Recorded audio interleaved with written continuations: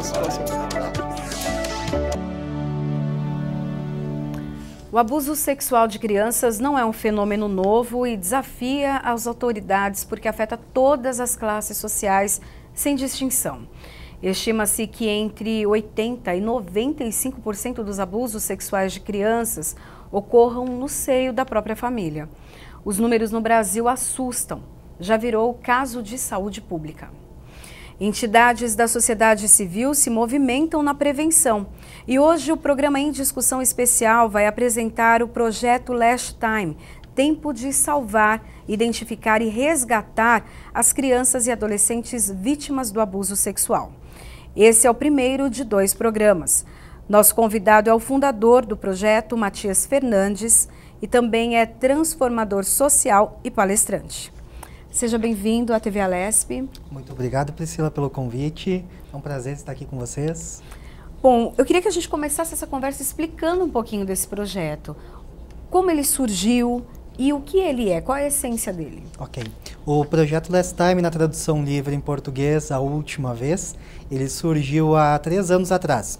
Há 7 anos eu venho trabalhando com desenvolvimento comportamental humano, estudando com a base da neurociência algumas formas e padrões comportamentais do ser humano, dentro da área business e da área pessoal. Esse padrão de identificação me gerou um feeling, devido a algumas situações que a gente vem identificando nos alunos, muito que é o abuso sexual e as suas interferências na área profissional. Esse padrão comportamental começou a ser identificado exclusivamente nas pessoas que sofreram abuso. Então nós começamos a trabalhar, a fazer um estudo em cima de cerca de 500 pessoas. Foram cerca de 500 casos estudados e avaliados e verificando, identificando esse comportamento. Após a identificação inicial disso, nós resolvemos então desenvolver um projeto onde nós poderíamos levar, ampliar essa informação desse padrão comportamental do ser humano que sofreu o abuso e as suas interferências, né, tanto na área pessoal como profissional, para as instituições que tratam e cuidam de crianças em estado de vulnerabilidade, né, em estado de carência. Ampliar, disseminar esse conhecimento. Foi aí então a ideia do projeto social. Quais são essas características que são típicas de um adulto, né, que sofreu um abuso? Ok, Priscila. Existem diversas características. Dentre elas, do que a gente trabalha dentro do projeto, são a identificação fisiológica, na leitura não verbal do comportamento, ou seja, traços do rosto, traços do corpo fisiológico mesmo e da linguagem verbal. Além desse padrão não verbal e verbal, nós temos a identificação muito usada hoje também dentro da área da psicologia, que é o desenho da criança, do adolescente, enfim, que faz um padrão de desenho, onde ele demonstra traços comportamentais de que se sofreu abuso, de fato já o ato cometido, ou ainda então se ele está numa fase de assédio.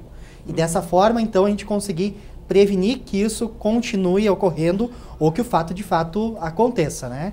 Em casos de identificação de que o fator já ocorreu, nós trabalhamos então com a instituição um encaminhamento para que essa criança, esse adolescente, ele tenha um tratamento direcionado já para esse desenvolvimento, para esse trabalho de ressignificação emocional. Quando você fala da palavra ressignificação, o que significa isso e como é feito esse trabalho? Ok, ressignificação ela vem num termo da PNL, da Programação Neurolinguística, que é um dos fatores que a gente traz para dentro do projeto. A ressignificação, ela significa tirar a emoção daquele momento, daquele fator, daquele trauma e dar um novo sentido para a vida emocional do ser humano. Ou seja, num caso de abuso, por exemplo, a cena, o caso, o ato, ele ocorreu, ele não vai deixar de existir. Nós não temos como voltar no tempo e apagar de fato essa situação que aconteceu. Infelizmente aconteceu. Mas nós podemos dar um novo sentido para a vida emocional do ser humano que passou por esse caso, e aí sim começar a se trabalhar o desenvolvimento dele em metas, objetivos, realizações profissionais, realizações pessoais. São um grande fator da pessoa que sofreu abuso. Não conseguir manter um relacionamento afetivo. E que incomoda a pessoa. O ser humano nasceu para ser amado, para amar, para ter uma vida social ativa. E um dos fatores de maior interrupção que causa o abuso é o afetivo, é o emocional, né? O suicídio até está ligado a isso? Sim, o suicídio está ligado a isso, Priscila. Hoje no Brasil, a cada 10 casos de adolescentes, crianças e adolescentes que cometem suicídio, ele está diretamente relacionado a 4 a 5 pessoas. Ou seja, 50% dos casos de adolescentes, até mesmo adultos, né, que cometem o suicídio hoje, em algum momento, 50% desses casos foram abusados. A gente pegou um caso agora recente de um adolescente, nem tanto adolescente, mas já numa fase após 20 anos ali, 22 anos, no Rio Grande do Sul, onde ele tinha uma namorada, tinha um relacionamento afetivo, ele tinha um dos fatores que envolve o abuso, que é não ter uma clareza sobre a sua opção sexual. Então imagina você conviver 24 horas com essa dúvida devido a um fator que aconteceu lá no seu passado, na sua infância. Ele estava, claro que depois a família abriu isso, não vou dizer quem que é, né, por uma questão de ética, mas a família abriu, que ele acabou tendo um relacionamento com um amigo, ele vivia uma mão dupla, né, de informações, e a pressão foi tamanha, emocional, que há 2 meses ele cometeu suicídio. Então, por quê? Houve silêncio, ele não conseguiu falar e tratar essa emoção, e acarretou levando isso para as pessoas que envolveram ele durante 22 anos. 22, tem pessoas com 25 anos. Então, não aguentou a pressão emocional e acabou cometendo suicídio. Então, um dos fatores alarmantes hoje no Brasil, devido ao suicídio, 50% é pelo abuso sexual. O silêncio é comum também, né? Muito comum. E é um dos principais pontos aonde nós do projeto tocamos, que é fazer com que essas vozes de fato sejam ouvidas. Vozes que precisam ser ouvidas e estão caladas. Porque a culpa, o medo de que você vai falar sobre o assunto, principalmente no masculino. O homem, o menino que sofreu abuso, ele tem uma interferência muito grande no primitivo dele de macho alfa. Isso já vem bem primitivo mesmo de uma área do nosso cérebro, se a gente vai entrar na neurociência.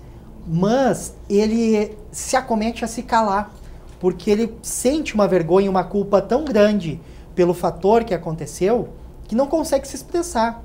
E esse silêncio todo, tanto no masculino como no feminino, ele acaba somatizando corporalmente diversas doenças, inclusive. Diversas doenças. Então, o silêncio é o fator maior e chave para que nós do projeto conseguimos atingir as pessoas a romper isso, a quebrar essa barreira de se calar, de sentir o medo, de sentir a culpa, romper com isso para que daqui para frente realmente seja a última vez que você carregou de fato essa situação para sua vida. Você percebe ao longo das suas pesquisas que além desse silêncio, né, que já na fase adulta, né, mas que a pessoa carregou essa história, esse silêncio, esse segredo, né, meio que até um segredo durante a vida toda, muitos não entenderam até o que aconteceu. Eles não sabem que realmente foram abusados, até que vem um esclarecimento e isso volta à mente. Como funciona, assim? Sim. Hoje existem inúmeros projetos no Brasil todo, no mundo todo, acalentando e acolhendo pessoas que sofreram abuso, certo?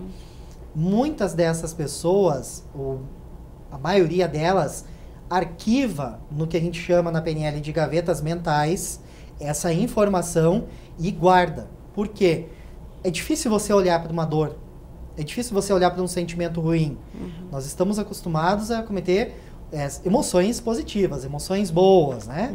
Então, quando ocorre um trauma neurológico, com a perda neurológica, inclusive, como um abuso, você quer esconder isso, você não quer falar sobre isso. É a primeira reação natural, você esconder. Vamos voltar um pouquinho no tempo. Num período primitivo, homens da caverna. Quando ele encontrava um bicho selvagem, certo? Vamos usar esse termo assim. Um selvagem lá, que eles saíam para caçar. Chegasse um tigre próximo a eles, a reação natural primitiva eram duas. Ou você partia para cima, para agressividade, ou você congelava, de medo. E o abuso, ele traz neurologicamente, em 90% dos casos, esse congelamento. Você trava.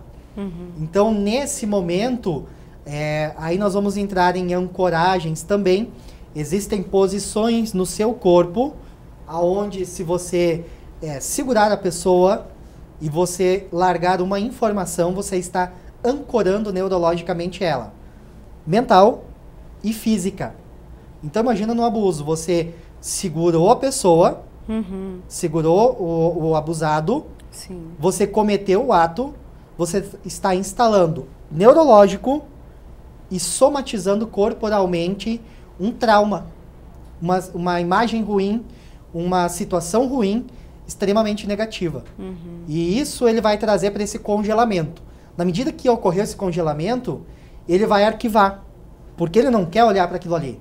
Todo momento que você olha para aquela dor, o cérebro ele vai remeter de novo ao congelamento, a medo. Então é mais fácil eu esconder e deixar isso arquivado, empurrar por debaixo do tapete, né? Esconder essa situação do que eu encarar e resolver. Porém, você só vai se dar conta do quanto isso está interferindo na sua vida, talvez quando você chegar com 20, 30, 40 anos de idade. E aí você vai olhar para a situação e encarar com uma forma um pouco mais branda e entender que, por causa daquele abuso, você não está tendo sucesso profissional, você não consegue trabalhar em equipe, você não tem um relacionamento saudável, você não consegue ter um relacionamento saudável com seus filhos, tudo devido a um trauma que você escondeu e você não quis olhar e resolver.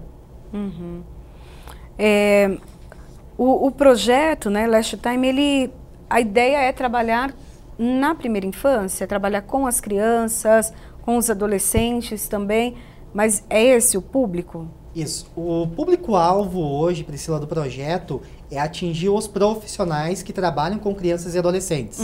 Porque o nosso projeto hoje ele ainda é um bebê. Né? Ele está numa fase inicial, por mais que a gente já venha trabalhando há 7 anos, mas ele ainda é um bebê perto de grandes projetos que estão há 20, 30 anos no mercado e na sociedade, enfim.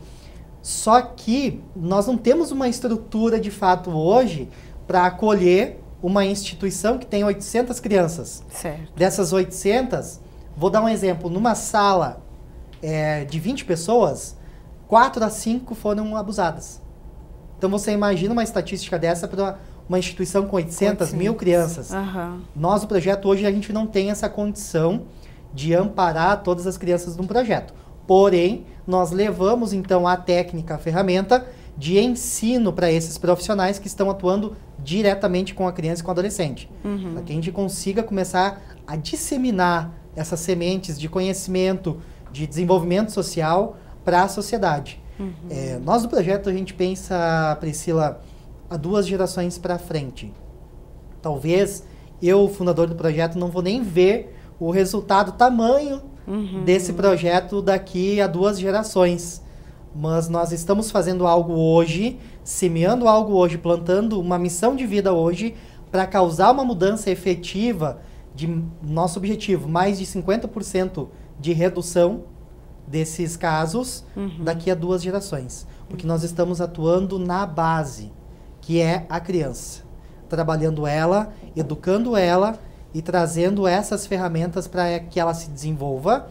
E o adolescente que já sofreu, caso já sofreu, nós conseguimos abrandar e ressignificar, então, essa situação já acometida. Uhum. Só para que as pessoas em casa entendam melhor sobre o projeto, ele é um treinamento, então, para profissionais que lidam com crianças, adolescentes, até para identificação, então, desses abusos. Ele acontece em um dia todo de treinamento? Exatamente. Nós temos duas modalidades hoje do projeto, tá? Uma delas são palestras, onde nós levamos a palestra para um público aberto, geral, para que ele também tenha acesso a essas informações. Pais, mães, tios, enfim, pessoas do cotidiano que não têm um amparo como uma instituição. Para que essas pessoas também tenham esse conhecimento das técnicas e ferramentas. Dentro da instituição filantrópica, enfim, social, nós trabalhamos algo um pouco mais focado, que aí a gente traz desde a base da neurociência, a PNL, a somatização, e como isso vai acarretando no decorrer da vida da criança e do adolescente. Então a gente faz um trabalho bem mais aprofundado, de um dia todo, um treinamento com a equipe. Então, duas modalidades, treinamento e palestras abertas. Certo. E dentro do treinamento, então, tem algumas técnicas, né? A gente até conversava que você foi numa instituição e ali tinham muitos desenhos. Eu queria que você comentasse um pouquinho para que as pessoas entendessem também como funciona esse trabalho, né? E o quanto esse treinamento é importante. Ok. Uma das modalidades, uma das ferramentas que a gente traz, Priscila, para a identificação, que é uma das mais usadas até pela psicologia, é o desenho. As crianças gostam de desenhar, então ali que a gente aproveita a oportunidade para identificar. No desenho, você pode observar os traços da criança. E foi nessa instituição onde tudo começou, de fato, o projeto, que eu passei num painel e eu pude observar que haviam vários desenhos de várias crianças da instituição. E eu conversando com a diretora, eu disse, posso dar uma olhadinha nesses desenhos aqui? E ela, ok, fica à vontade. Eu parei e comecei a observar o padrão de um dos desenhos, né? Os traços, as cores do desenho, o formato que ele se desenhou, que ele desenhou as pessoas que estavam envolvidas naquele tema do desenho, a posição de cada pessoa, e eu comecei a conversar com ela. Essa criança quantos anos tem? Tem 8 anos. Como que é a família dela? A família me deu um relato assim um pouco superficial, né? Mas a mãe era dependente química, o pai estava preso. E eu disse, ok, você consegue perceber, vocês já identificaram que essa criança vem sofrendo abuso sexual? E ela, opa, não, isso aí a gente não identificou. Ok, então vou te mostrar aqui no traço. A gente começou a conversar e eu passei para ela no desenho que a criança estava sofrendo abuso. E que uma semana depois foi identificado que era do tio, que morava junto na residência. Só daquele painel a gente identificou 10 crianças. Nossa. Ali a gente tinha uma média de quase 50 desenhos. Nós identificamos rapidamente 10 crianças que foram, de fato, constatados que estavam sofrendo, porque a instituição foi atrás para conferir, para verificar. Vamos ver se isso está surgindo aqui realmente. Nós não identificamos, vamos atrás. E, de fato, as 10 crianças ali estavam sendo acometidas de abuso sexual por familiares. Então, assim, ao mesmo tempo que diz que a criança não fala, ou quem está sendo abusado não fala, mas ela fala com uma outra linguagem, né? Uma outra linguagem. Então tem a questão dos desenhos, tem também o comportamento. Também é possível identificar alguma coisa no comportamento? Sim. Como a gente fez essa pesquisa com os 500 alunos, nós identificamos alguns padrões, tá? Certo. Dentro desses padrões são a mentira compulsiva, a criança ter o prazer de a todo momento estar omitindo ou mentindo sobre algo, por mais simples que seja, acessos de raiva desencadeados, de repente meu filho era calmo e agora ele está uma criança agressiva. Certo. Pode ser um dos fatores. A criança normalmente ela demonstra algo que eu vou chamar de tique nervoso. Já ouviu falar disso? Sim. São movimentos, padrões repetitivos, compulsivos, né? Em alguma parte do corpo. Esses tempos atrás a gente conversando com uma criança e ela parada na cadeira sentada, ela fazia isso aqui com as mãos enquanto conversava. Isso é um tique nervoso. E nós estávamos conversando, não tinha nada a ver com o contexto, mas eu comecei a observar. Disse, opa, aí a gente entra em traços fisiológicos também, mas comportamentais, mentira compulsiva, raiva, esses movimentos repetitivos compulsivos, tristeza, uma depressão profunda numa idade muito nova, né? Uma idade muito nova. Você está com uma criança com uma extrema depressão. Existe um fator que deve estar se encaixando naquele estágio dela ali. Outro fator que deve ser observado muito, não querer ficar próximo de algum parente, de alguém da família. Se essa criança tem uma aversão de que não quer ficar próximo a uma determinada pessoa dentro do âmbito familiar, deve ser buscado uma informação maior com ela. Certo. Conversar no próprio desenho, conversar muito com a criança. Quem está nesse desenho, como que é a situação do desenho, o que você está fazendo, o que a outra pessoa está fazendo. E a criança automaticamente, por quê? O desenho ele começa consciente e ele termina inconsciente. Entendi. Então ela vai trazendo isso à tona para o desenho. Vai trazendo essas informações que você pode utilizar, então, para ir aprofundadamente pesquisar sobre isso ou até mesmo levar para um tratamento. Os profissionais, eles são preparados para identificar, porque as crianças passam muitas horas nas escolas, ou às vezes em consulta médica, não que ela passe muito tempo, mas em uma consulta médica, um enfermeiro consegue identificar, ou ainda falta o preparo para isso? Infelizmente ainda falta muito preparo para esses profissionais. Vou usar um exemplo de uma profissional de uma determinada área, tá, que cuida hoje do âmbito social, e ela foi informada sobre um caso de um menino de 9 anos que estava sofrendo abuso do padrasto. Ok? Ela pegou uma notificação, ela era conselheira tutelar, tá? Lá no Rio Grande do Sul. Ela pegou a notificação e, veja bem, ela foi até a residência da criança notificar ela e o padrasto na frente um do outro sobre ir até o conselho prestar esclarecimentos de um possível abuso.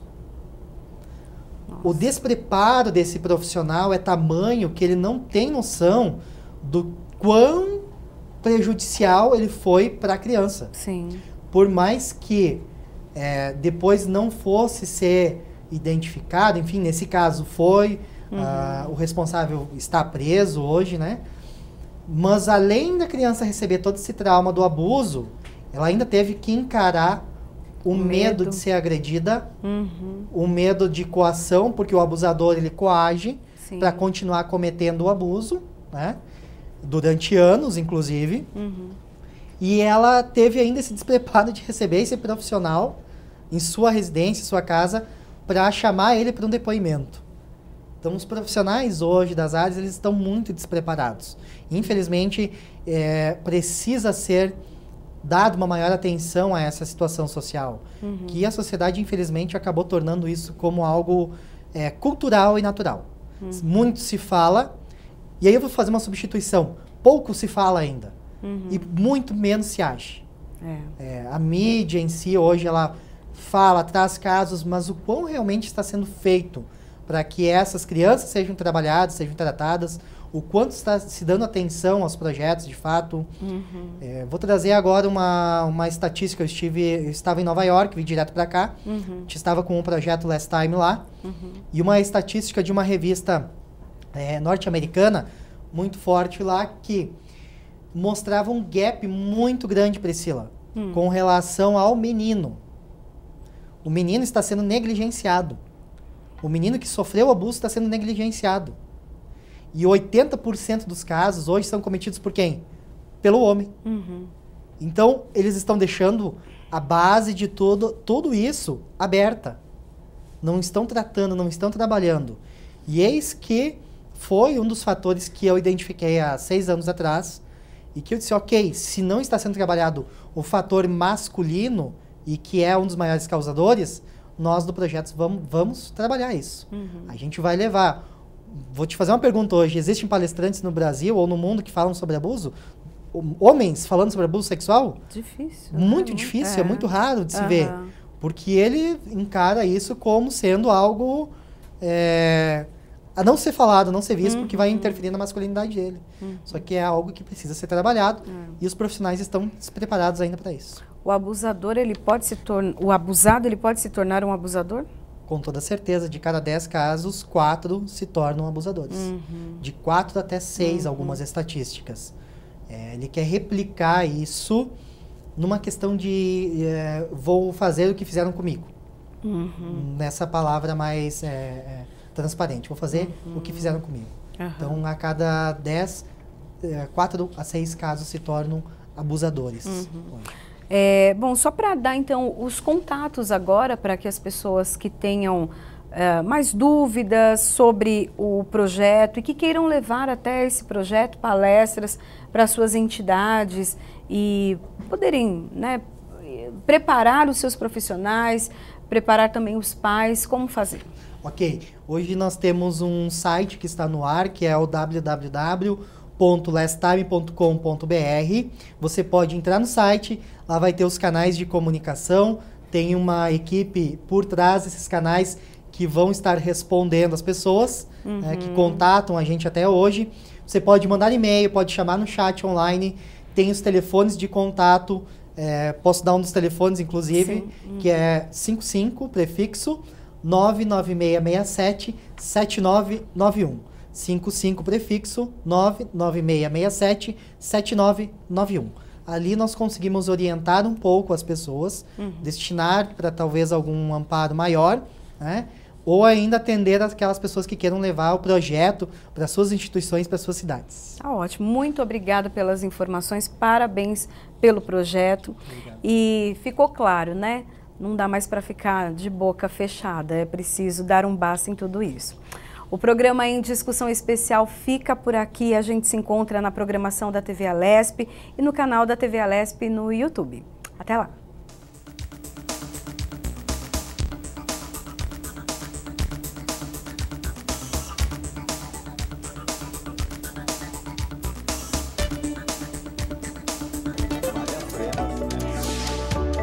Com a situação.